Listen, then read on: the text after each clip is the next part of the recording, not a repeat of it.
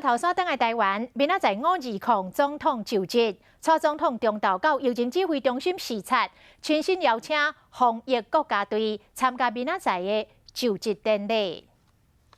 总统蔡文中昼去中央流行疫情指挥中心巡视，指挥官陈时中等人迎接。总统，刚怎么先送了面过来？那个台南市长。伫蔡总统到位进前，有一箱的面，这是台南市长提供的，由总统送予防疫国家队。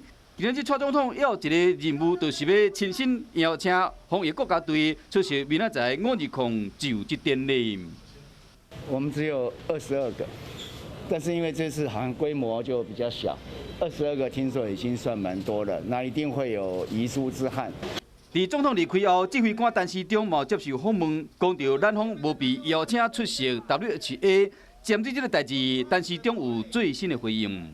在这么久以来，第一次听到最广泛的，世界很多国家、很多领袖、很多议员都讲，不是说帮台湾求情进 WHO 了，进 WHO， 大家都说 WHO 也需要台湾嘛。